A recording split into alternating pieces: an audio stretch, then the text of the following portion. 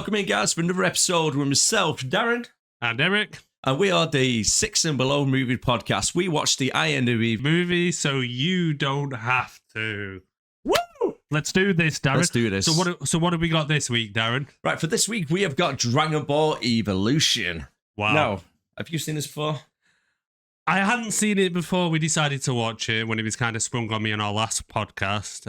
If you haven't listened to it, it was released last week. We did Independence Day. But this one, considering the rating it does have on IMDb, I didn't think that it was too bad. It has currently has a 2.5 out of 10. Yeah, so, that's right. It's quite low one. I think it's going to be one of the lowest ones we're going to be rating as well, to be honest with you. I imagine so. It would be hard to probably get lower. Yeah. So a little bit of the stats about the film. So the film was released in 2009 and had a budget of 30 million, but only grossed 9.4 in the movie box office. It was directed by James Wong, and Wong has actually directed the X-Files TV series. I was going to say, I noticed that he'd mainly done television before now. So yeah. Was this his first film? Do you know? No, they've actually done quite a few films as well. He's done the one with Jet Li. Don't know if you've seen that one before. Oh, many years ago. Yeah. And also the Final Destination films 1 and 3. This guy did Final Destination. Yeah. 1 and number 3. Yeah, I've not watched them in a while. I thought they were quite good, to be honest with you, Final Destination films. I liked the first one. The first one was quite revolutionary, really. It's like there wasn't a horror concept out there, but anyway, we're not reviewing that film. Yeah, but I agree with that, though, to be honest with you. It was the first of its kind of where somebody's predicted the death and then it started happening for people who were trying to escape death, really, aren't they? Yeah, yeah. I'll have to look on the IMDb, actually, what they are, see if they actually meet the qualifications for this podcast. The writers include Ben Ramsey and Akira Toriyama. Sorry, just to interrupt you. This film had writers. What's a little bit more concerning as well is Akira Toriyama is the actual creator of Dragon Ball Z series, and he is the curator and the original writer for all the anime as well. Right. And this is so far away from the original content. And that's why the ratings got so low, because a lot of people was comparing it to the anime.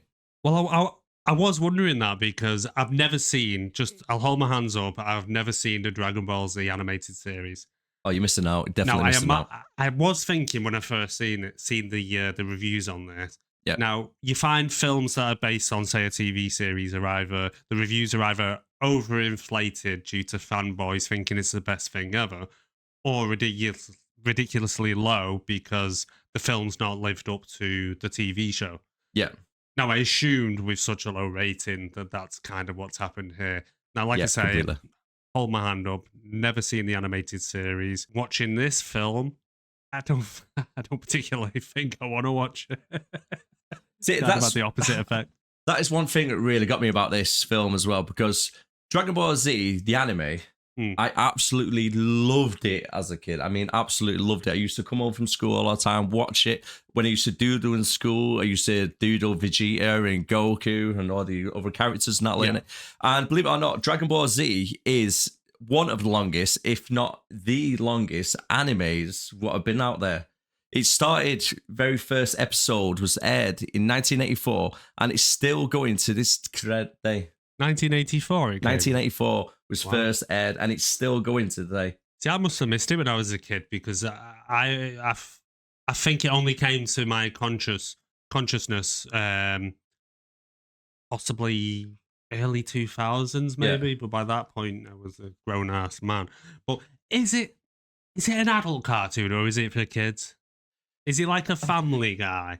No. Or is it like a Rick and Morty? Or... It's like an in-between. Is it? Yeah, because it's really violent. Right. There are really violent fighting scenes and stuff what are going on it. But it's really good. I'd probably say it's aged between 12-year-old to adult type thing. You know what I mean? Okay. Yeah, because I'll be honest with you, right? Even a couple of weeks ago, when I was off work for the day, I sat down, I had my son with me, and actually watched a couple of episodes of Dragon Ball Z. Because I've not seen it for so long, I thought, Joe, I'll have a little catch up on it.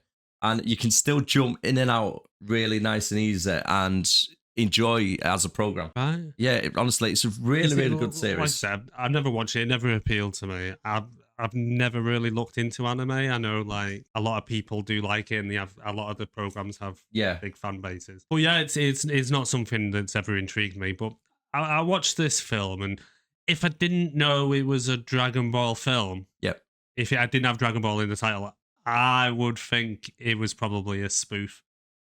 100%. 100%. I agree with you there, mate. Because there's just certain parts in it that are just cheesy. Now, going back to the budget of the film. Yeah.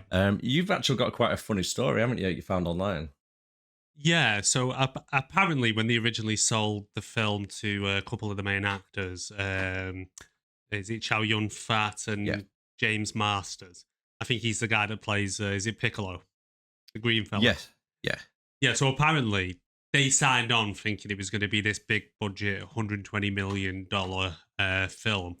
But then when they arrived on set, they found out that the budget had been shrunk to the 30 mil, and that it was actually being mostly shot out of an abandoned jeans factory. It's like a Levi's factory to save costs. But by that point, they'd already signed all the contracts and everything, so they had to do it. So imagine that, though, thinking it's going to be this big budget Dragon Ball movie, going to go, all the stops based on, the anime and everything, and then to find out that it's been This is what it is. But then again, what they got for 30 million? I want to know what they spent it on. Well, that's what I mean, because for 30 million, I'd want something all singing, all dancing, an amazing film and stuff, because other than, obviously, the CGI in the film, but nowadays, you can do CGI, I imagine, quite cheap. Yeah. Like, when was this? 2009? So 2009, yeah. What did he spend the money on? Unless it's just, I don't know, how much were people getting paid for it? Imagine a lot of it probably went on wages. But talking about budgets, Yeah, go on. Right, okay. This budget was 30 million, okay? And you know how this turned out. Have you seen the film 28 Days Later? Yes. Yeah. Do you know what their budget was? Well, 500 grand. That's what I mean. There's films out there that have been made so much more cheaper. And it's almost like, well, what are you wasting your money on? But I think when 28 Days Later came out, I think a lot of the cast were probably quite unknown. Like, who was in it now? Is it the guy who was in Peaky Blinders? Yeah, Cillian Murphy. Yeah. Well, he was quite unknown back then, wasn't That was his first film that he's done in. Yeah. He was the train spotting director for that, wasn't it? Yeah. It was, what's his name? I can't remember off the top of my head. What's his name? Yeah, anyway. But no, class film. But you can kind of see, 500 grand for that. But this, 30 mil. If you can show me where the 30 mil went, I will give you 30 mil. I think it's got to go towards Chow Yun-fat. Probably, because big chunk of it. I know early 2000s, he was doing quite a lot of good films. So he did what The King of I with Jodie Foster. Yeah, one of his biggest roles that he's done was Hidden Tiger, Crouching Dragon. Oh, was he in that? Yeah, Hidden Tiger, Hidden Dragon. Yeah, I always Crouching getting mixed Tiger, up. Hidden Dragon. Yeah, I always get mixed up. Know which order it is. Which is it? The Crouching Tiger or is it the Crouching Dragon? I don't know. Well, something's crouching anyway. And also Bulletproof Monk as well.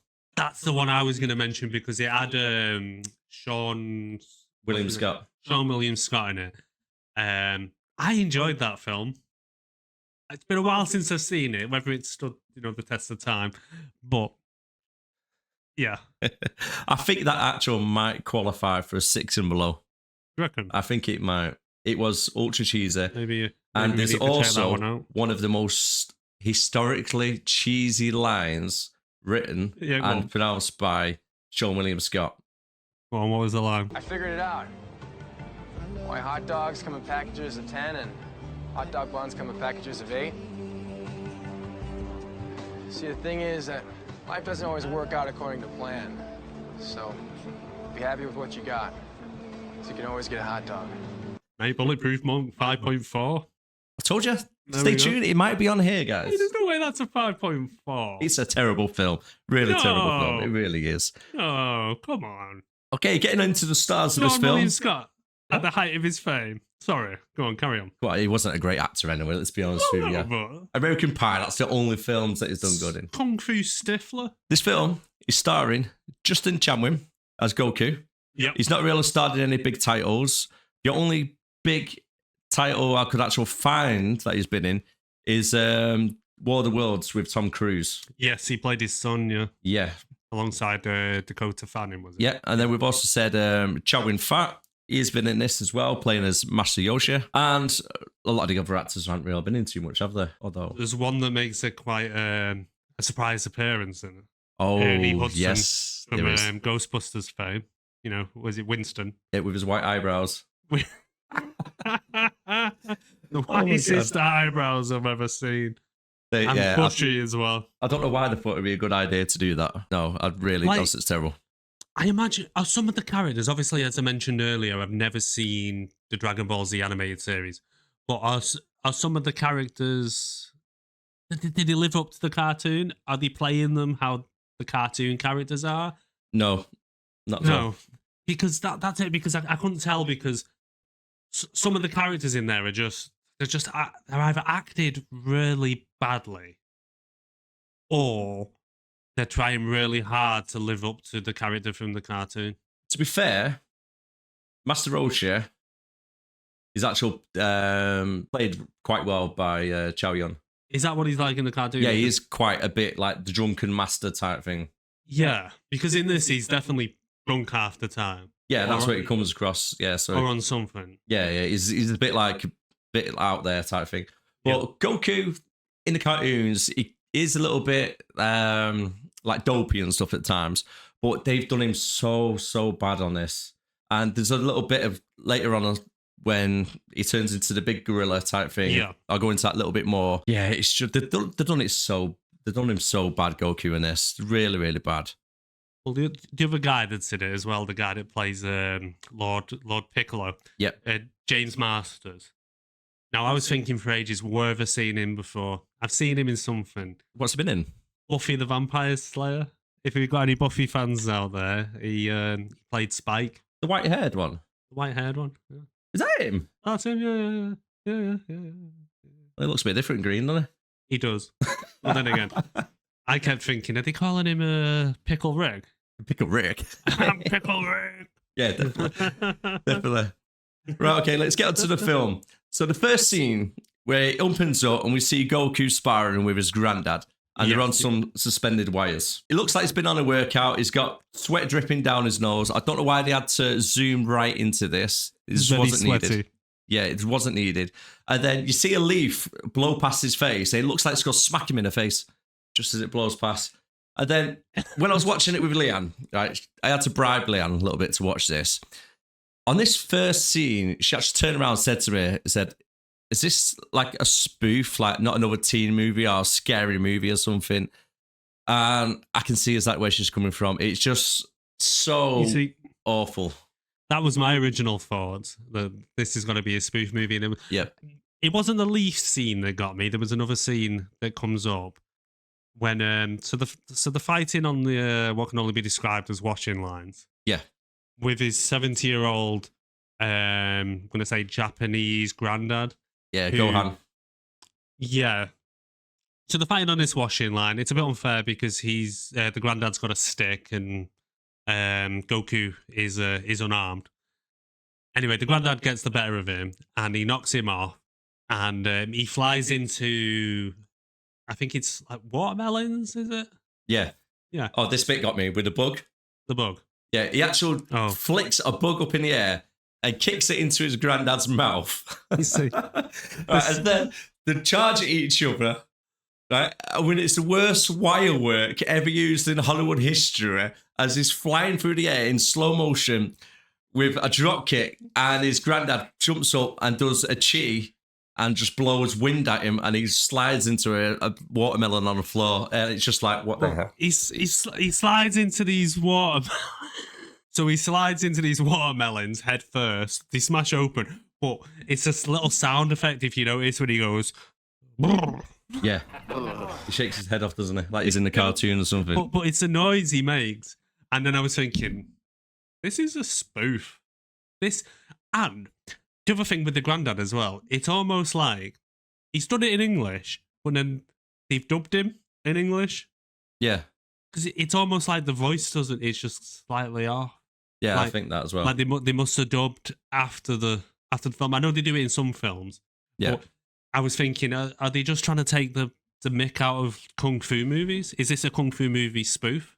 That's what it came across, didn't it? It really did come across like that. And that's what really done him dirty, to be honest with you, the whole situation with it. So bad, honestly. So bad. So if you look at Goku, if we pull up a picture of Goku, how is that the same as the main character in the film? He looks nothing like Justin Chatwin. I said to you at the very first enter when I told you about the film and I very first watched it. It's like Tobey Maguire from Wish. Yeah.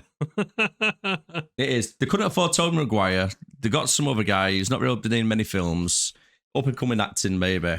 And yeah, they've just got him, and it's just his facial expression. He just looks fed up in every single scene. It just looks morbid, really bad. It's got no character that comes across or anything.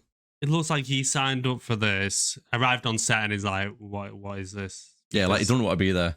No, definitely, that's what it comes across. I was trying to think as well. What's this guy been in before as well?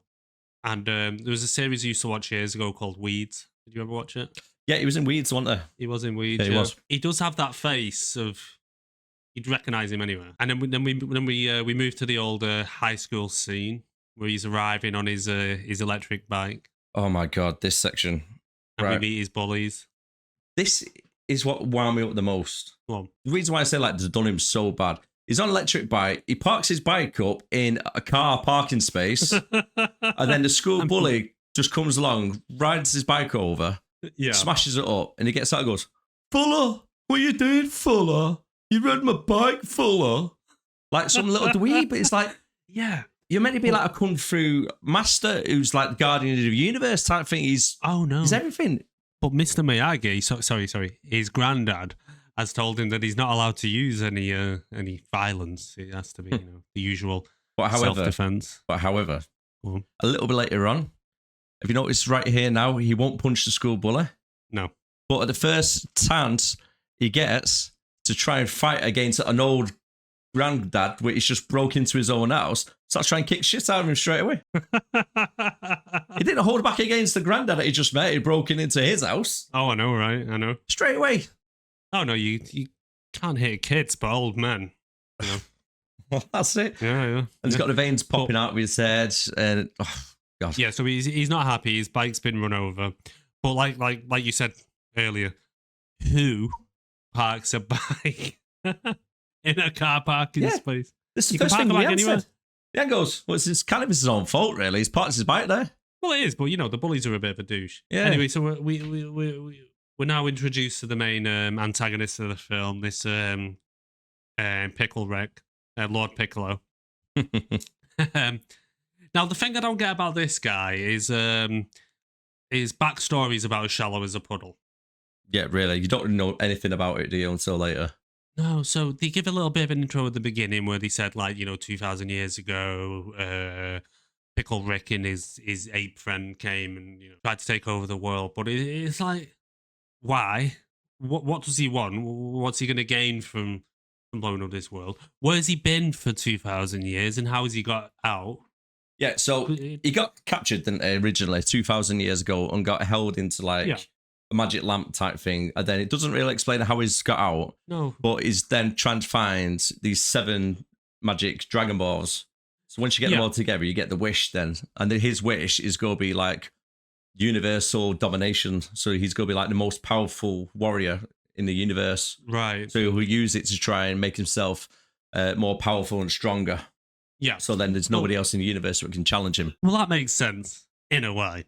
If you want world domination, you're gonna want to get a wish. It's just like I say, is the character development. Obviously, if you've watched the anime series, you probably know more about him. You probably have the backstory from there.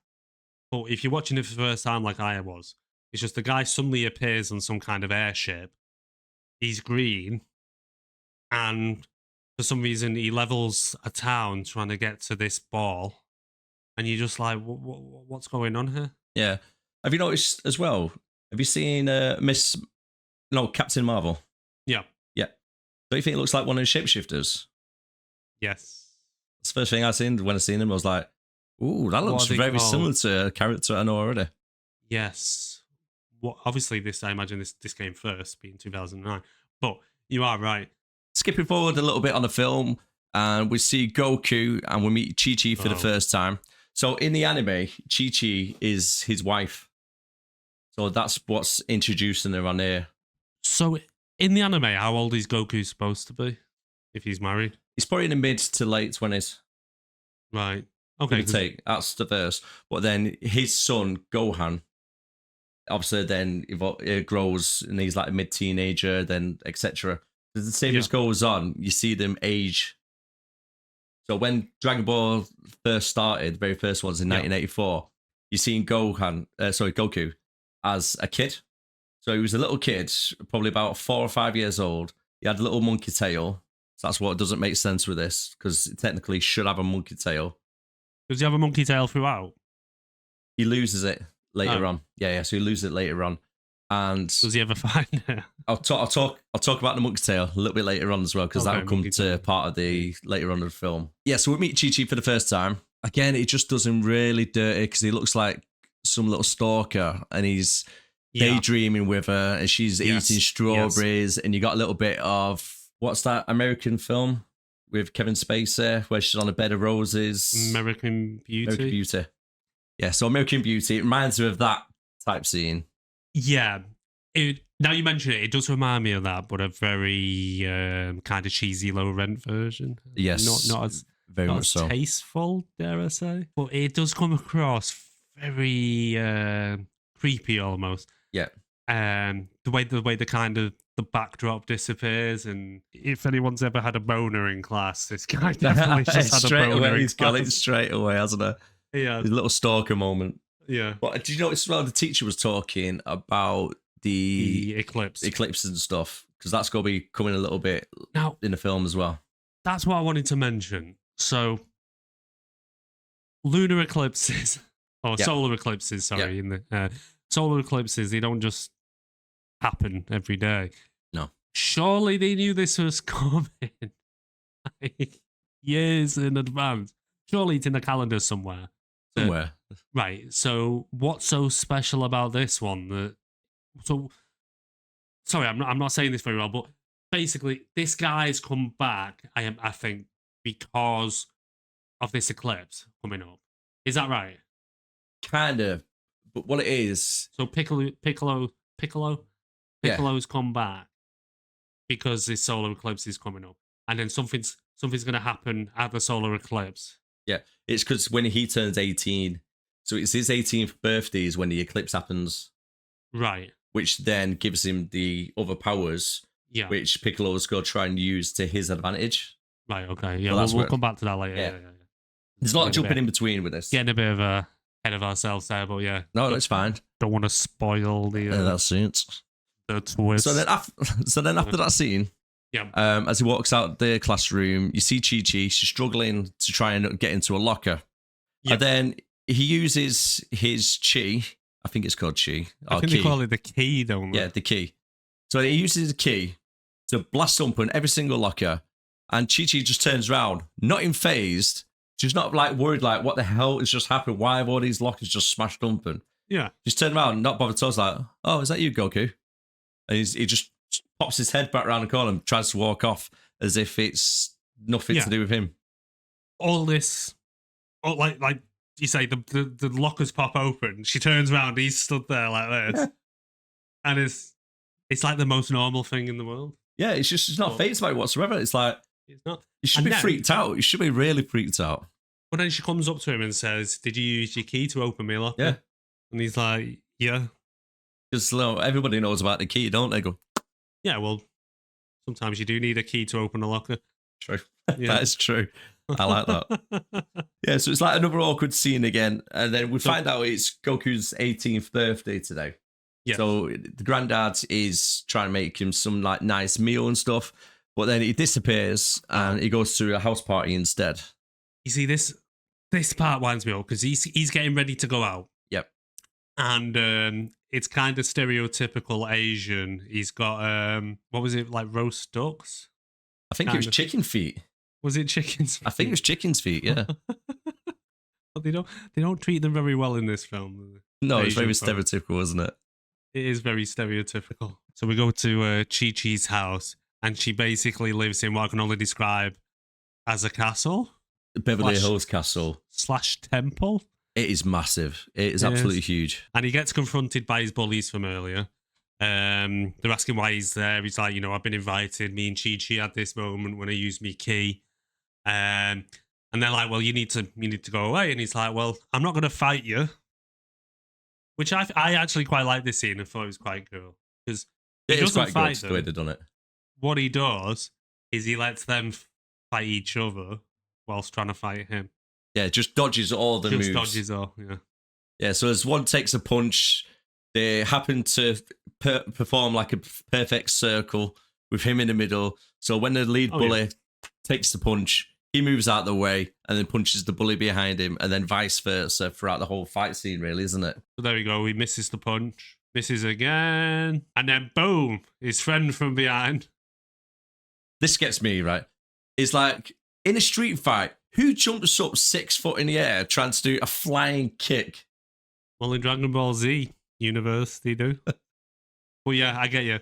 It's I think it's cheesy at the same time, but like you say, it's quite good in a way. But it's just so cheesy. It's like a spoof movie scene again. The choreography on the Kung Fu scenes, it reminds me very much of Power Rangers. Oh, yes. From back in the day. A hell of a lot of Power Ranger theme to this, isn't there? There is. I'm expecting, is it Rita Repulsa to suddenly send down some of her potty monsters? Well, talk about potty monsters. We'll see some of them later, don't we? Oh, we do. Oh, my God. Now, and then Fuller comes out. He grabs the metal bar, starts swinging at Goku, and he's just smashing his own car completely, isn't he? Basically, yeah. So Goku's jumping about while he's trying to hit him with a rod. He's smashing his own car up, but then there's a part when, see that with his head? Yep. A perfect head slide.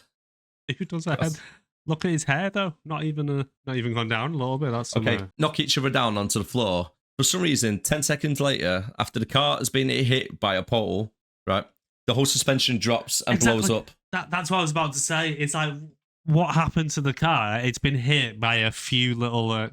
he hit it with a stick a few times, trying to hit Goku. I think it was a fire poker. Was it a fire poker? I think it was an iron fire poker. At first, I thought it was a golf club. But anyway, so he hits the car quite a few times, and all of a sudden the suspension just blows up and the whole car collapses. Sparks everywhere. What's that about? Yeah, it's really bad, isn't it? Like I was mentioning before, backstory, shallow as a puddle. A lot of the character development in this is just very rushed. Like, so we've got a scene now where you've got Goku and Chi-Chi. He's gone from 10 minutes ago not being able to even speak to her, so now they're alone at this party and they're having this little moment. But it's not as bad as some that we'll come to later. Some of the relationships are a little bit rush. The granddad's here. May comes in, starts attacking the granddad, and he just starts counteracting all these... How would it call them? Like ninja stars or something? Yeah. Like shurikens? With his stick. Obviously, like I say, watching the film, never seen the series. And yeah, then all it doesn't of a really sudden, tell enough. No. Or does it if you've never seen the series before? Well, not at that point. Obviously, the granddad gives him one of the balls for his birthday. Number 4, is it? And he vaguely explains to him what they're for. Anyway, so he goes to this party. Piccolo comes, doesn't kill the granddad. For some reason, collapses the house.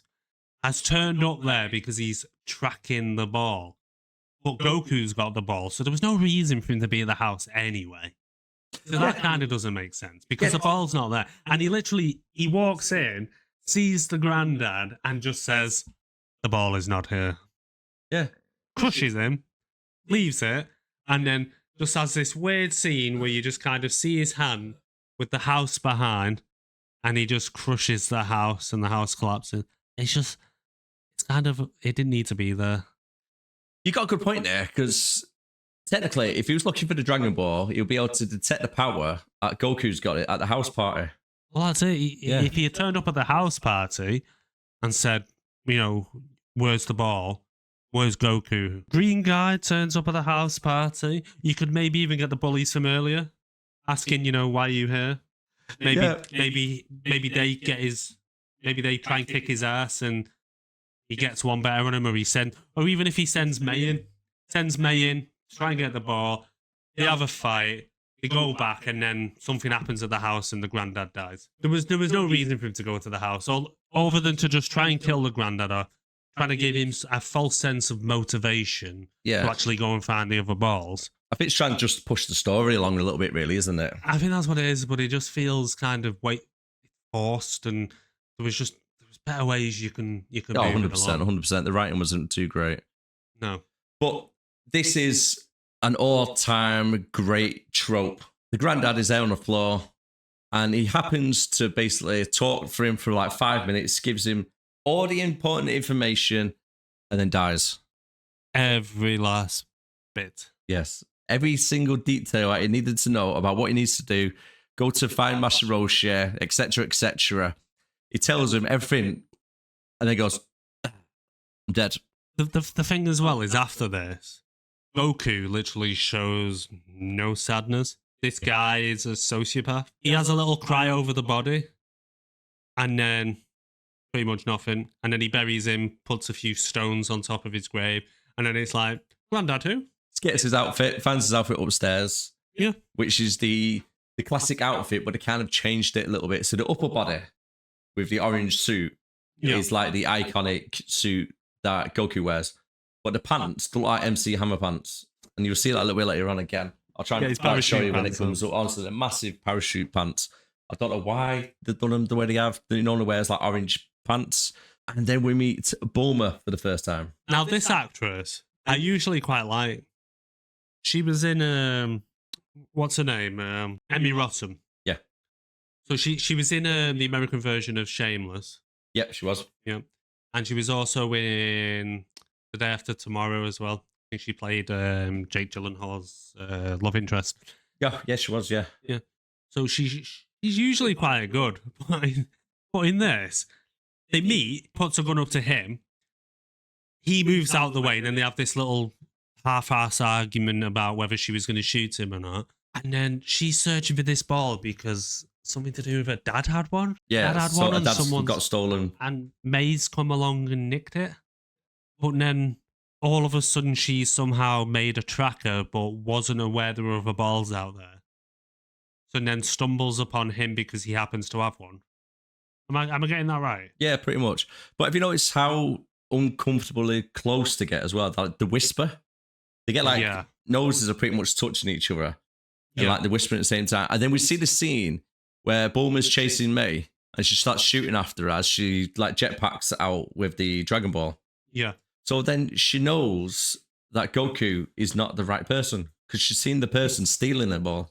Well, exactly. She was right there as they got away. And if I'm not being funny, if she was a better shot, this all might have been resolved. True, but just imagine that. She shot him straight away and killed the hero. But then she wants to use the balls for make a clean energy source. Yeah. But she goes on like she wants to make all this money. But to me, her dad had the ball in some lockdown safe. Sounds to me that daddy's already quite rich. 100%. I don't think they need the money. I think she wanted the fame. This motorbike thing as well. Oh, you got me as well. Throws like a little disc on the floor. Yeah. And then this big bike just comes out of it. And they ride off in slow motion distance. This big tricycle. The one thing about this one that got to me, where's the weight? That's a good point, actually. It's a full-blown motorcycle. Like, I can almost believe it can be kind of compressed down into this little disc. Like a 50 pence piece. Like a 50 pence piece, right? But it's still going to weigh the same amount as a full motorcycle. I suppose there are green people in this film, and there's something called a Dragon Ball that gives you wishes, so maybe we shouldn't think too much into it. No, that's it. They did not have Google in this universe either, because they seem to go to some kind of computer directory in the middle of a city to try and look someone up. Yeah, it's like the digital yellow pages, isn't it? It was, yeah. Yeah, I think it's... What year did Facebook come out? Before this, wasn't it? Well, not long before. This iPhone was released in 2007. Yeah, so Facebook and everything would have been out. But saying that, this is a different universe though, isn't it? It is a different universe, and you've got to realise that. So you can use Facebook. You can't hold them to our standards because it might be Dragon Ball. Yeah, that's true. That's true. So Dragon Ball Twitter. Yeah. Dragon X. Dragon X. Yeah. Dragon X, that would have been a good Twitter name, wouldn't it? Dragon X. Yeah. So they go down and they break into Master Roshi's house. They do. And then he wakes up by flicking a tiny stone out of ours. We didn't break it or anything, just like a little ping. We get introduced to Master Roshi. And he's playing by Chow Yun-fat. Chow Yun-fat, that's the The one. man, the master, the bulletproof monk himself. Yeah. I know this is where I was saying to you, like, he looks like the drunken master. Now, this is the one. This is the one you mentioned where he plays it like the character from the series. Yeah. So, because I just mistook it for really, really, really, really, really bad acting. But the other thing I don't get is he says he trained Goku's granddad. Yeah. Clearly an age difference. Yeah, that's a good point, actually, because he looks younger than what his granddad. Well, he looks, I imagine he's probably, in actual real life years, he's probably, what, in his 60s? Maybe? Yeah, it's probably about mid-60s, give or But take. in the film, he probably looks, what, 40s? Yeah. Where Goku's granddad clearly says he's 70 years old at the beginning. Yet somehow this guy trained him. And I've got to be honest with you, though, this one actually did make me quite laugh. Dodges his chi out the way, Bulma walks into it, boom. Yeah. She's Key. cleared out. Key.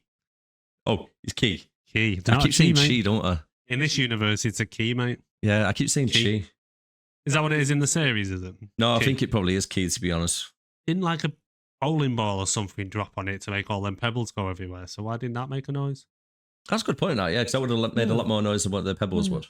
You'll notice I have a lot of good points. Yes, you do. Very much so. I do. You paid attention watching this film. I did try. It was hard. Don't get me wrong. I'm not going to lie to you, right? I actually fell asleep when I first watched it. How did you find it? Did you stay awake for it all? Managed to. I was just intrigued, hoping that... I don't know, like I said at the beginning, I went into it thinking 2.5, it's going to be terrible. It's not that bad. No, it wasn't. It's not the worst film out there, let's be honest. I've seen a hell of a lot worse. So now we have another kind of... Like a montage, isn't it? Kind of spoof, like a montage, where for some reason, this Master Roshi has to take his whole house with him, kitchen sink, all sorts. And instead of letting him put on the motorbike, they stick it on the back of Goku's back and make him run alongside the motorbike through a desert. To be fair, on the anime, they have done stuff similar. Is that what it's from? Yeah, it's quite similar to that as well. See, that's why it's hard to tell, because I'm like... Did you never see the anime, do you? Yeah, you don't get some of the points. Is this just a random thing that they've come up with? Or is it trying to live up to the anime? Yeah. And then in the next scene, they go into what's supposed to be, what is it, like a quiet spot for them to practice some fighting. And they go there, and there's like a whole crowd of people. There's and like 50 people there, isn't there? Who just happens to be there? Chi-Chi. Our Chi-Chi. And guess what? Girl can fight. She can fight. She's practicing for a tournament at the moment as well. She kicks ass, mate. But She for does, some reason, middle of a desert, not supposed to be there. They run for miles. And Chi-Chi. Yeah, she's there. And then one thing that gets me as well is we're going to the next scene. He's doing a handstand upside down. Yep. I'm trying how to explain this properly because it's like really bad CGI in a way, isn't it? The way they tried to do it. It's a mixture between wires and CGI. It's like a green screen behind them, is it? I actually wrote bad green screen. I mean, our green screen is better than what's on this film. Yeah, 100%, mate. And then riding along as you do, and just somehow manage to fall into the world's biggest hole in the middle of the road. And then I think you'd see that coming from quite a while back, wouldn't you? Yes, you certainly would. I mean, I drive. I can see potholes. I'm pretty sure if a big sinkhole was in the middle of the road, it is literally one. So this is where we meet Yamcha as well for the first time. Now, so he set a trap up for them. Now this guy, either he's trying to play a character from the anime, or he's just the worst actor I have ever seen in my entire life. I think it's just a really bad actor, to be honest. So this guy is so dumb to extort people he's thought, I'm just going to dig a big hole in the middle of the road. But it's not a big hole. It's an actual canyon, which somehow lead characters have managed to ride a motorbike straight into it. And then to let them out, he wants their motorcycle, which is fair enough. Yep. So he says, well, I'm not going anywhere. I'm going to stick around till you change your mind. They make a fire. And then he comes back, tries to blackmail him again. And then it turns out that Master Roshi can just jump out again. Are they trying to live up to some kind of anime? But judging by the reviews, I'm going to say they did not hit the mark in the slightest. No, not in the slightest at all, mate. And this is where we find a little bit more of a character building scene, a little bit more of an origin for the Dragon Balls so as we well. had a bit of a, what's the word, like a context to some of it. Yeah. Yeah. So it explains a little bit what's going on with it and why Piccolo's after the Dragon Balls. And it says that there's 7 of them. We need to get them all together. So once we get them, we can then summon the Master Dragon and have one wish. Just the one, not 3. Just the one. Have you noticed as well, exactly where that Yamcha dug the hole is exactly where the Dragon Ball is? Yes. And he jumped up, and at first I'm thinking, why has he got a big handrail on the back of his truck? That's convenient. But then I thought, well, everybody carries a handrail. He has dug a hole in the middle of the road. So he's not going to have done that by hand, I assume. But even with that little handrail, how long is it going to have took him to do that hole? Weeks, months. Surely there's easy ways to extort people. Yeah, but you would have seen a giant JCB digging on the side of the road otherwise. Yeah, well, you drive it away once you're done. Don't leave it there. Well, he's kept his digger with him. I suppose I'm talking about the guy who decided to dig a big hole, dig a big hole, dig a big hole, dig a big hole, dig a big hole, dig a big hole, dig a big hole. Yeah. Tongue twister for you, isn't it? It shouldn't be, but it turns out that it is. Talking about Power Rangers, do you want to explain this scene? So, just so happens that in this big hole that he fell in, this woman who's created this little Dragon Ball finder just happens to be one right nearby, underground. Literally like 5 yards away, isn't it? Can you believe it? Yeah, right behind this wall. She's like, oh, wait a minute. So the next Dragon Ball we're looking for throughout the whole world. And then they're just thinking, it's like the person who wrote this or directed it or whatever, I don't know who's involved in these type of things or set design, has decided, do you know what we need to make this scene slightly more tense and to add to the suspense? Lava. Oh, lava. Now everyone loves a bit of lava. Everybody loves the lava and a Power Ranger piece. Spitting lava. So anyway, these what can only be described as putty monsters from the Power Rangers TV show. That's the theme I got from it straight away. As soon as I seen them. But yeah, 90s Power Rangers. So let me ask you a question. You've got putty monsters coming after you. They're trying to nick your Dragon Balls. Load of lava. You can't get to the Dragon Ball because guess what? It's over the other side of the lava. Yep, it happens to be there. Lava. So how do you get across? How does Goku get across? We make a bridge, mate, using putty monsters. Of course, mate. Let's just rip them in half. Let them grow back a little bit more, so they one multiplies into 2. Yep. Rip the second one in half, so that multiplies into 4. Yep. And then just throw them and make a bridge. I was watching that and I was thinking, how they're going to get across? You know what they should do? Throw them over there, make a bridge. And what did they do? Make a bridge because it's so logical. Yeah.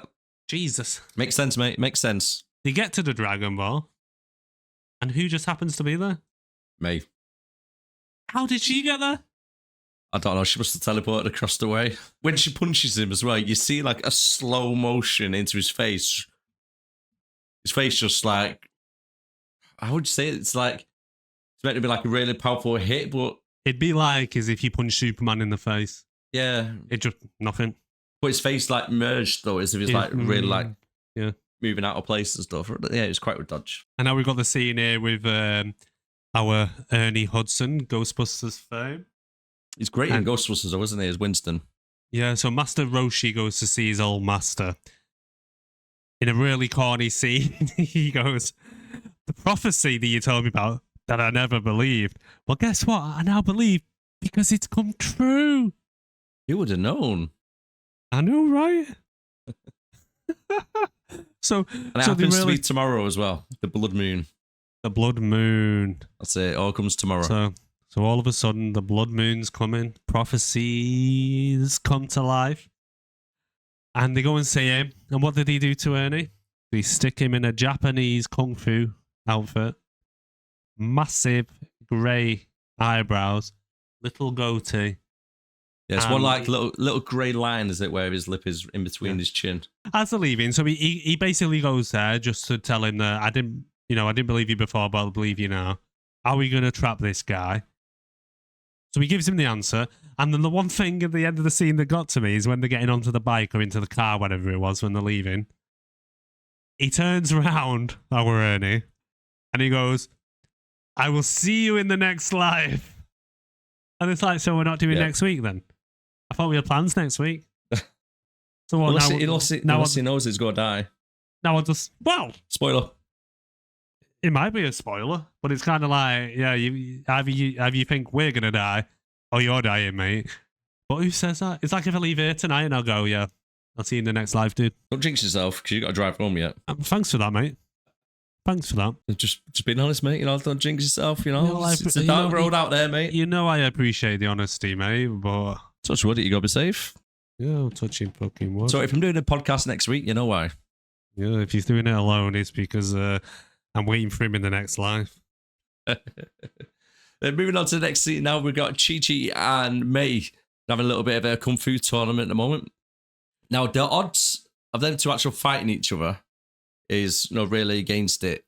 So she scratches Chi-Chi, and we don't really know why she's done it just yet, but she's given a little bit of a scrape, and then takes a couple of steps back, and then walks out, and Chi-Chi is crowned the winner.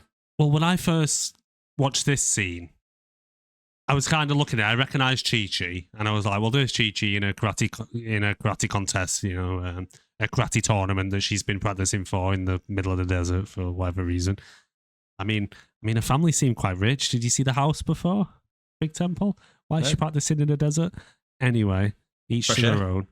But anyway, I came across and I'm like, I recognise her. Where's she been?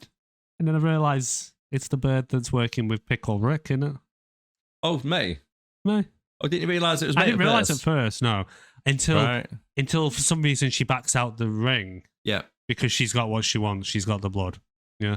Yeah, that's it. She's got the blood. And that's what she needed for one of the scenes a little bit later on. We'll find out. You'd at least just let them fight, wouldn't you? This is probably the scene I hate most in the movie. So we've got Yamcha and Bulma. All of a sudden, they've gone from they're being in a hole. She tries a feminine wilds on him. It doesn't work. He wants the bike. They eventually get out of the hole. And then all of a sudden, they're like falling in love with each other. But not just like a crush. Kind of like the head over heels. They've known each other for like 5 minutes. He's like the dumbest person in existence. Oh, it sure is. Is he like that in the cartoons? In the anime? I don't really recognise him as a character in the... Because it's been a while since I've seen character. It. He's such a bad character. He really is. Character development, shallow as a puddle.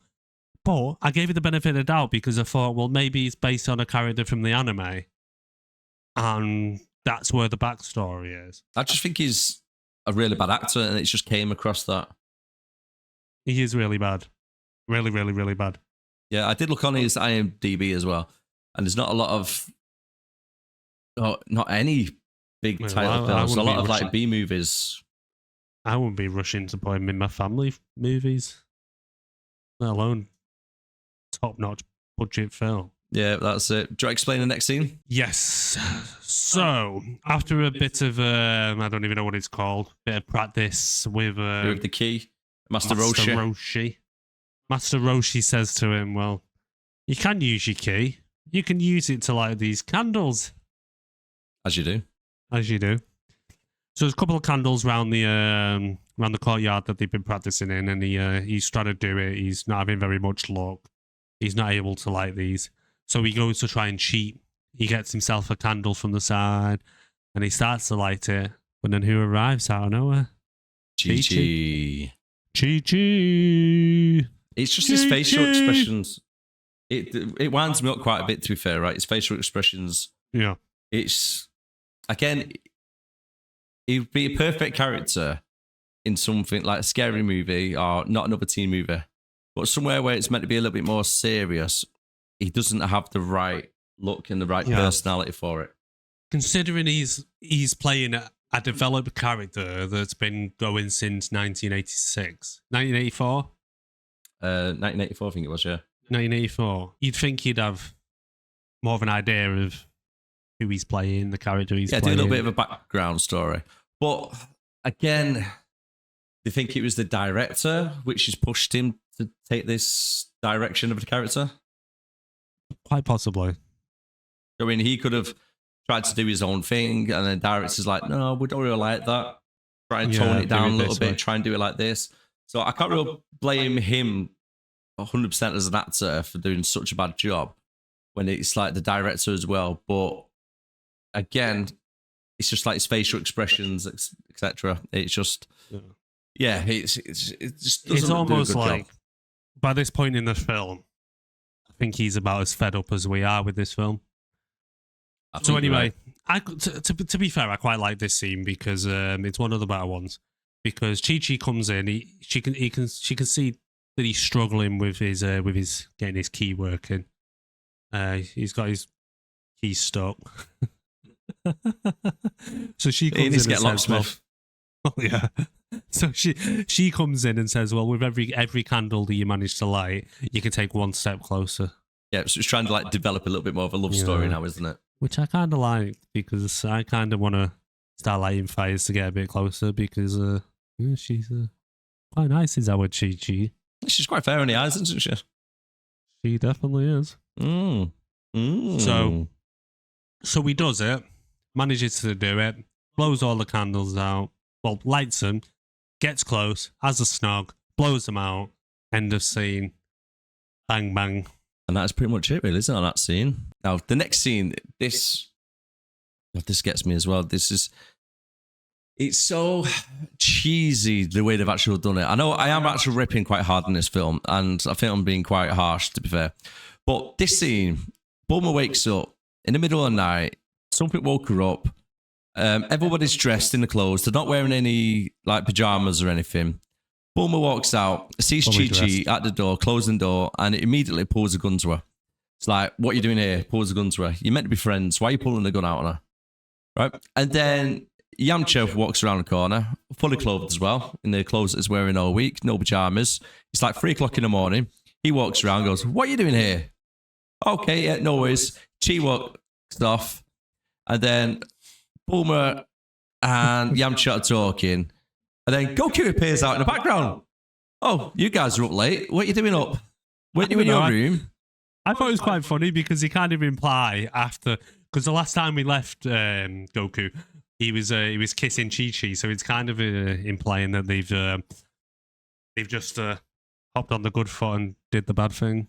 So so then she runs off because Bulma realizes that she's got the Dragon Balls now, and then she shoots a ball on the floor, and big flames happen, and then Chi-Chi appears out of nowhere, and then drop kicks her straight in the chest, and then a cool little fight scene starts where it's Chi-Chi versus Chi-Chi. So for a second, I was thinking it would have probably been better if Chi-Chi had turned out to have been bad. I know you mentioned before that she's supposed to be his wife in the animated series, but I didn't know that at the time. So at first, when you see her run away and then they notice that she's got the Dragon Ball from this this woman's little Dragon Ball finder, that she's just run off with the Dragon Balls, I thought, no way, she's betrayed him. Right, yeah, because you would generally think that, wouldn't you? You would. Yeah. Because this May has got her blood from that tournament before. Managed to morph herself to look like Chi-Chi. But the only bonus from it is we get a double Chi-Chi fight. Chi-Chi! But then, so then Goku jumps through the fire and he sees Chi-Chi fighting herself. And then he looks to the left, looks to the right, He looks like a little school kid. It's dropped his ice cream on the floor. Really upset. I don't know why he's really so upset because, you got two Chi-Chis, really, haven't you? Yeah, I wouldn't be upset with two Chi-Chis. Yeah, it's a winning, that, isn't it? Winner. One of the Chi-Chis are down on the floor and she asks for Goku for help. And then Goku, being a hero, as he does, knocks the shit out of the other Chi-Chi. You got to pick one of them. Yep. But then this bit actually made me laugh, if I'm being honest with you. Because then he turns around and he goes, oh, shit. And he just gets flatlined by who's May, really, isn't it? We find out. Yeah. That is so confusing. I wanted to try and explain what's happening because it's two Chi-Chis, but one of them's May, and then Goku knocks out the wrong one. Yeah. That's what I mean. It would have just been better if either we find out that Chi-Chi was betraying him, but it won't live up to what you told me about the anime series. So, But even if like, I don't know, Piccolo was just controlling us somehow, that would have been a better storyline. Yeah, I think that would have been better. If a little bit of mind control or bit something. Mind control. Yeah. Goku's on the floor. He Well, looks like Goku's he's pretty much dead. dead. And then he gets brought back to life by Master Roshi using his key. And this is where he meets his granddad again.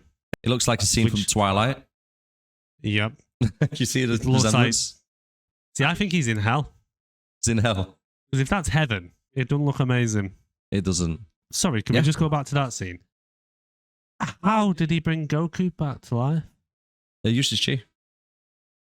His key. Yeah. So we used the key to bring him back to life. Yeah, he used his energy force to then force it into Goku. Don't ask me logics. I don't really know how logic works No, on this. there's no logic in this film, mate. No, there's not really. There's not. So then we meet Piccolo. He's there with May. And he's now got all 7 Dragon Balls. So we're 1 hour now into this hour and a half film. And I think this is really where we actually get to know who Piccolo is. Pretty much, and not very much, to be honest. Because it's kind of like they kind of got bored with their own film and decided that... Let's skip it forward a little bit. Yeah, because all of a sudden he goes from what? He has like 3 or 4 Dragon Balls? Yeah, so now he's got a whole 7. And then I think one of them runs in, don't they, and say, he's got all 7. He puts them down. The tempo comes up. He's about to summon the demon dragon who could then give him a wish. The Wish Dragon. This is one thing that got me as well. The dragon from Wish.com. Yeah, definitely is the dragon from Wish.com. I like it. I like what you did there. So then the car, right? If you see this, right? Yamcha's driving a car. You look down and it's 180 miles per hour. They drive it off a cliff and then it turns out into like a spaceship. And then they fly and then they crash it immediately. First of all, who's letting this guy drive? Second of all, how is that ever going 180 mile an hour? I believe it flying before I believe that hit 180 mile an hour. Exactly.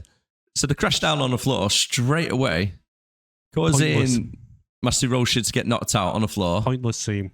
It's really bad CGI. Yep. You can tell all the rocks are all like polystyrene and stuff. Yep. When it all collapses down. There's a lot of that throughout the film. Yeah. Like going back to where the house collapsed, you can tell most of it's polystyrene. Yeah, 100%. 100%. Like the way he's just moving these rocks out of the way now. Yeah. And then Piccolo's just scurrying around trying to find the balls because now they fell on the floor. Imagine being that actor, though, that James Marsters. As James Piccolo. Marsters. Piccolo. Yeah. Having to come to this absolute dog shite film every day, having to get greened up to play a pointless character that looks nothing like the guy that's in the anime. No, I've seen a picture of him. I mean, no bandages on the head for a start. That's it. And then, just for a few low rent scenes. Yeah. He's not in it much, is it, at all? No. He's really not into it. So Piccolo starts actually explaining to Goku that he is the evil demon monkey, which is going to be destroying the world. I assume this is part of the anime series. This is what I was saying earlier. Give me a bit of background. Right. Give me a bit of background. So Goku, when he's a kid, right, when he's very young, he enters all these like different types of martial arts contests, like all the tournaments. and he has a tail. And his weakness is he turns into the giant monkey. I can't remember what the proper name is. Is it Osheri? Osheri? Honestly, can't remember. Uzaru. Ozaru, that's the one. I was completely wrong there, wasn't I? Yeah, so Yeah. with the tail, he turns into Ozaru, right? So that is his weakness. And that's how he loses a couple of his tournaments and stuff. And then he ends up getting his tail cut off, which then stops the ability of him turning into Ozaru. So in the series, he knows he's this like evil monkey. Yeah. Right. And there's quite a few fights. Like I say, it's over like a 10-year period, this in the anime. It's like really in depth. So I'm just butchering this completely butchering it. So when he's not got his tail, he's not got the abilities, right? Because the backstory is he turns into the gorilla, but in the cartoons, he turns into like 80 foot. Like a huge gorilla. So he's like King Kong. Yeah, and then loses the ability to control it. So it's like he goes like a berserker and starts destroying everything. Okay. So when he loses his tail, he loses that ability. Now, Goku in this doesn't even have a tail. So technically, he shouldn't be able to transform into him. Just that story that you told me there. It's quite confusing, I know. No, but putting any of that into this film would have been better. That's a better story. The only scene you see on this is when Piccolo is saying, "You are Ozaru." Yeah. And the effects on this is terrible. It looks like American Werewolf in Paris. I did put that. I put he looks like a werewolf / teen wolf. Yeah, definitely. Michael J. It's Fox, just really 1980s, teen wolf, surfing on top of a camper van going through the city. Style graphics. And he's only about 1 foot taller. No, it's the same height as well. Well, I didn't know he was supposed to get bigger, but when they revealed it, it was just kind of like, well, who cares? Why does he need his monkey? And then you got this scene again as well with Yamcha and Bulma. It's just like a little bit of a love story. They're trying to make out for it, and it's not really working. It's really, really bad acting again from Yamcha. Bad acting. There's no chemistry between them. It's just, you're supposed to believe that they're suddenly almost in love with each other, but there's kind of just nothing there. I don't believe it. It's real not. Should not have done it. I don't know why they did that. It's just not there. Yeah. And then Goku comes through after chasing Yamcha and Bulma, and then unfortunately he goes and strangles Roshi, killing him. Yeah. Why does Piccolo even need the monkey if he's going to be getting his wish anyway? Because Ozaru was meant to be like the powerful thing. It's meant to be like a really powerful thing, and he's trying to use him as like a minion to do his dirty work. Yeah, but I get that. But if he's got the balls and he's getting his Wish.com dragon delivered, is it just because Goku just happened to turn up there and he's like, oh, by the way, mate, you're a monkey? I don't know, I don't know if he anticipated him coming or not, but it just worked out right for him, didn't it?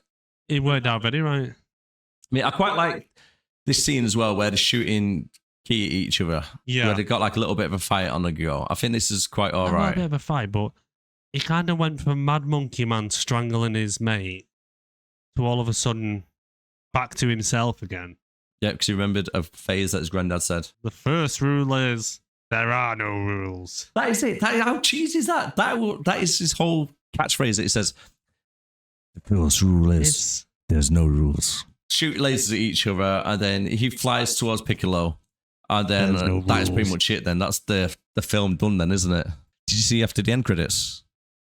No. Oh. So if you're watching this film, guys, and it's the first time, keep it on until after the film credits. At the end of it, we see some lady. She's making a stew. Stew? Yeah. She's making a soup or something. Some food. Chicken and mushrooms. And she walks into a room, and lying on a bed is somebody lying down with covers over their head. So you can't see who it quite is. Don't tell me. And then she slowly reveals. Oh. This is the first time Erik's seen it.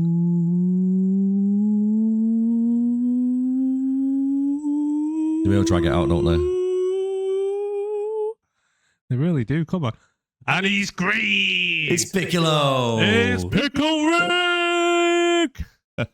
Jesus. So they set it up there So for he's a still second alive. one.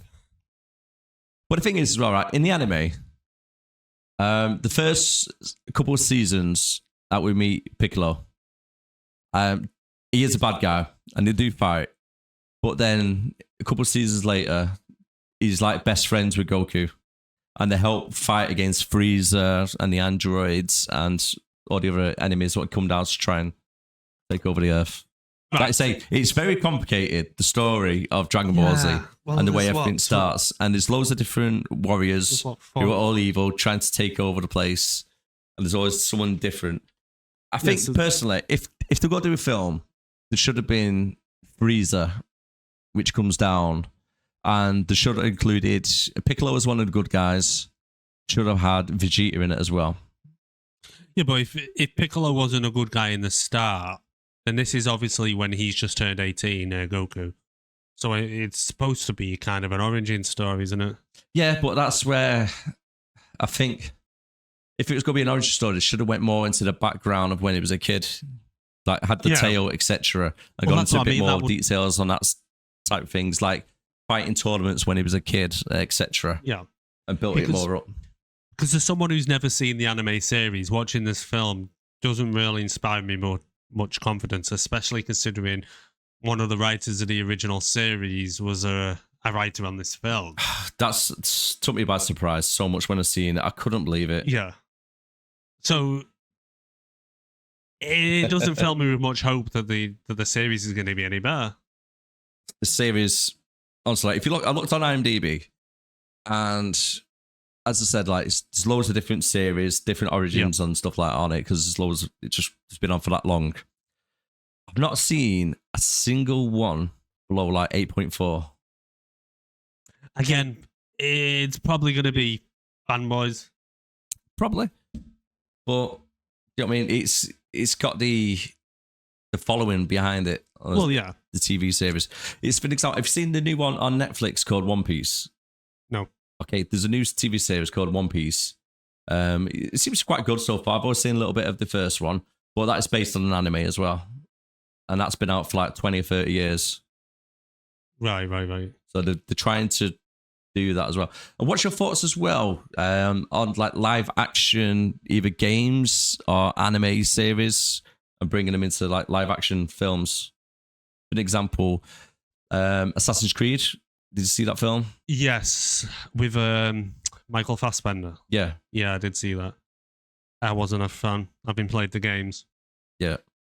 You see, I kind of find with whenever they change the format. So if they do a game that's released with a film, traditionally they're pretty terrible, and usually the same way. Yep. No, vice versa. So, for instance, the Hitman films, love the games. Hitman films are terrible. Terrible. They might actually feature on 6 and below. They probably will. But traditionally, other than there are a few exceptions, like the Batman games, Spider-Man games. They're more comic books though, aren't they? But yeah, same scenario, isn't it? Well, yeah, I suppose it's come from comic books, hasn't it? But yeah, when it's been a film, because I know traditionally they used to kind of rush the games to get them to come out at the same time as the film. More merchandise, isn't it? More merch, so they were always a bit terrible. But if they're kind of a standalone and not kind of linked to a film or anything, and they've took the time on it, then they can be quite good. Because I noticed there are some Dragon Ball games out there. I never played any of them. Yeah, they're not the best either on the games, unfortunately. No, but you'd think all the money flying about, and you've got the brand there, you've got the Dragon Ball brand, it's been going since 1984. You know, I can't imagine it had been that difficult to keep the original $120 million budget, considering the money that flies around Hollywood nowadays for some of that rubbish. I think that's where they done them dirty. Because they told some of the actors it's going to be this really big budget film. and they've heard and seen the anime of Dragon Ball and thinking, right, this can be like really, really good. Yeah. Especially with CGI, you can make some good fight scenes. You can get the Kamehameha done properly, etc. You're going to get all the fans that have been about since 1984 when this original series came out coming to see it. They could have made... You could have made it into another franchise. Could have made a fortune. But instead, they've just thrown out whatever the hell this film is. Yep. Rebrand it, not Dragon Ball, rebrand it as a spoof. That's what it should have been. And it probably could have brought in a 5 or a 6? Maybe not a 6. 5. Some Probably, of the acting is terrible. But still, a 5 is double than what it is now. The what? Even a 5 is a double than what it is now. It's 2.5. Yeah. 2.5, yeah. Really, really bad. Right. So, let's get on to our next section of this series. Let's give out the awards. So, who is your favourite or your best actor? Chi-Chi. Chi-Chi? Chi-Chi. Is there any reason that other than looks? I'm not gonna lie, looks do have a little bit of it, but no, in the parts she played them well. To be fair, yes. What she was given, she was considering what she was given. Yeah, she in the bag of dicks there was everyone else in this film. She did stand out. I've gone for Chow Yun-fat. Really? Yeah, because I think, like I say, I've seen the anime. So I know a little bit of a background about Master Roshi and the way they act, quite similar, like the drunken master type thing, and he's quite eccentric as a character. Yeah, I suppose if he's playing the character true to life, like how he is in the series, then yeah, maybe. But to me, watching it for the first time, never seen the animated series, he just looks like he was pissed on set, phoned in. Well, they got that's good acting then, isn't it? If you believe that he was actually drunk, then he's done a good job. Well, then again, yeah, well, I'd maybe give you that one. If he's playing the character the way it's supposed to be, and then yeah, good acting, yeah, fair enough. I know he's a good actor. Yeah, he's been in some really good stuff. He's been in some good films. He can definitely do it. It sounds like he got shafted on this film, but that sounds more like a conversation he needs to have with his agent. Yeah, 100%. So the next award is going to be the worst actor. I'm going to take you to the bank, Senator Trent. To the blood bank. That is right. The Steven Seagal Award. The Steven Seagal Award for the best. Who's your favourite actor of all time? Yeah. I don't actually have one, to be honest. Oh, yeah. No, why? Who's yours? I've got quite a few. Steven Seagal? Oh, he's up there, isn't there? Yeah, he's got to be. Yeah, he's legend. The legend is. Off the top of my head, he's probably Denzel Washington, because one of my favourite films is Training Day. And I think he done really, really good in that. And Equalizer as well. Go on, do your impression. King Kong? Ain't got shit on me. That's a really bad impression, though. Yeah, it was. Yeah. I need to get a soundbite for the best award. Yes. So we can give it the Denzel Award. The Denzel! And then we've got the Seagal Award. Yamcha, the worst actor. Yamcha, yeah, definitely. Yeah. Joon Park. South Korean. Yeah, Yamcha. South Korean American he is. Yamcha, absolutely terrible. Should quit acting. Waste of space. Digs holes in roads for no reason. He did. It's almost like they needed a character and they just found him round back of the studio and said, "Do you want a job, mate?" It's pretty much like that, isn't it? Yeah. It'd be like if I went on set. I got that feel with him as well. And what is the 3 worst things about the films? If you can narrow it down to 3. I'll go for the casting director. Yeah. How bad they made Goku. Yep. And just the overall acting, like you say, it just seems more of a smooth than a proper film. I would say the Wish.com, Mr. Miyagi. Yep. Granddad. Yeah.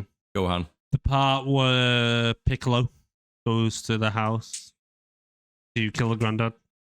Didn't need to be there. No, didn't. Yep. Really rubbish part of the film. And I'd say the worst part of the film, the hole. Whole film? No, not the whole film. The actual hole. The hole that Yamcha dug. The hole that they fell into. That was just Who came up with that? Sat round saying, we need to get these guys together. We need some kind of scene where, you know, they find another Dragon Ball, but we introduce this character who's possibly, I don't know, the nephew of the casting director or something, or the guy they found around the back of the studio. Oh, let's just get him to dig a big hole. It's a good point. That hole was a little bit random, wasn't it? Hey, there's better ways to scam people than digging holes. Just hoping someone falls in. I mean, the risk and reward for that. Just makes For how long sense. it took to like dig the hole and then waiting around for somebody to fall down it. I mean, I spent an hour and a half of my life watching that film, and all the magic, all the lore, everything. And the one thing I don't get is why someone would dig a big hole in the middle of a road. You really don't Just like in the this hole, hopes of does it? It just doesn't make no sense. I just don't really know. Okay. 3 best things about the movie. Jesus. Chi-Chi. The end credits. I don't know. Some of the fight scenes were kind of so cheesy. They were almost kind of good in a way. Yes, they were that bad, they were good. Takes you back to being Power Rangers back in the day. Yeah, that certainly was there. I like the scene when he first goes to Chi-Chi's house and the guys are trying to hit him, and he dodges all of them. Oh, Fuller. And they end up battering each other by mistake. And, Yeah, that's quite a good one. Minus the car suspension blowing up, because that just didn't make any sense. That's just random. Really random, wasn't it? Honestly, it really was. Well, that was all right. Like I say, the film isn't too bad. The pacing's all right.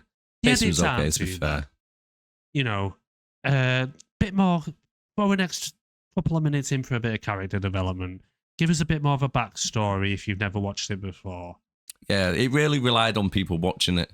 It did really but then rely on changed people it completely from the original.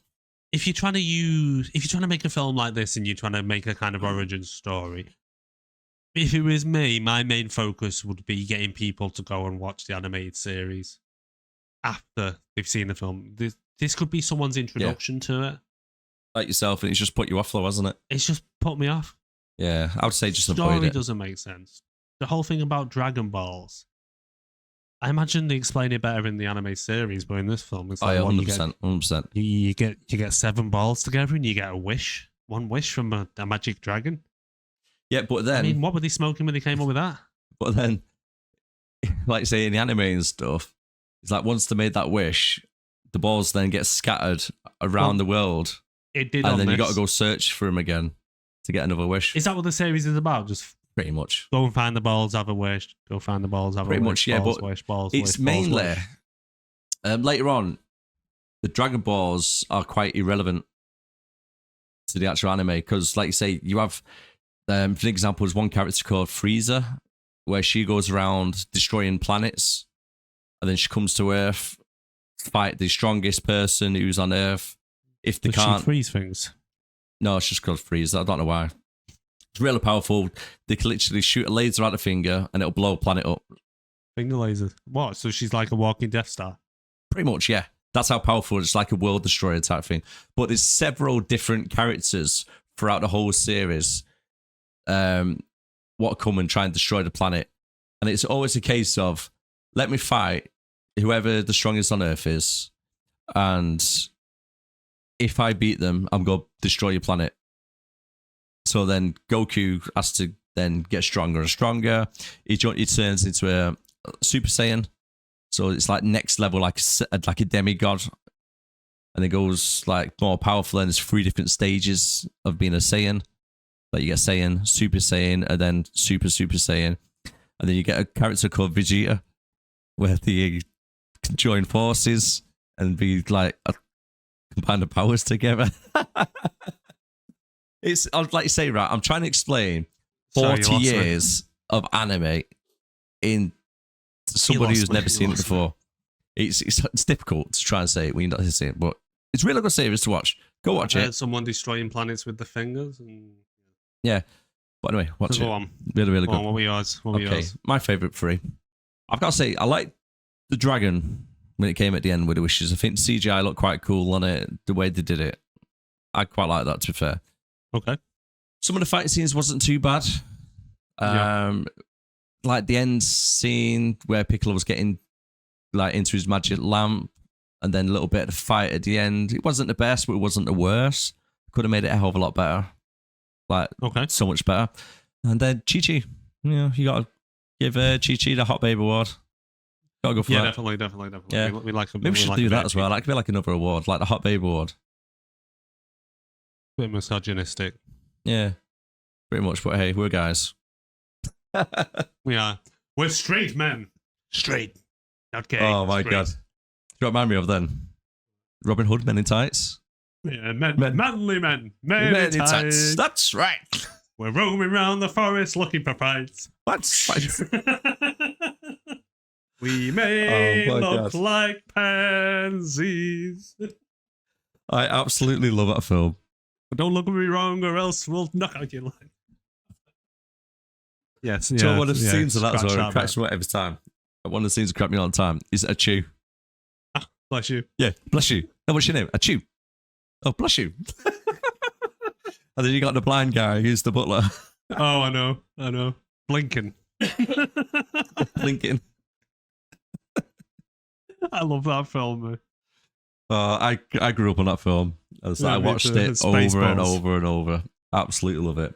But anyway, we're going off subject now, aren't we? We are. And I think that pretty much covers the podcast now, doesn't it? If you ran IMDb, you're the only one that can ever rate films. Yep. What score would you give it out of 10? I'd probably say about 3. 3? Yeah, for being honest with you. That's been generous. You'd throw in another half a point? What about yourself? I'd probably give it a 5. 5. 5? But like you say, I'm going off the law of the anime, etc. You're going off somebody who's never came in, so someone fresh. So yeah, I can see where you're coming from.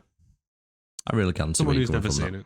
So we'll go wrap it up there. So thank you very much for watching. Really do appreciate it, guys. Thanks, guys. And we'll be hoping to put another video next week. I think we're going to try and do a Suicide Squad. That should be quite a good one. I quite enjoyed that. Be a good one, yeah. Well, no, thank you for taking the time to listen. And please like and subscribe. And feel free to share it to friends. That's it. And if you are wanting to contact us at all, you can either leave a comment or you can email us at 6andbelowpodcast@gmail.com. That's the number 6andbelowpodcast@gmail.com. All right, thanks again, guys. Perfect. We'll see you next week. All right, take care of yourself, guys. Take care. And enjoy Take care, guys. your adventure catching them Dragon Balls.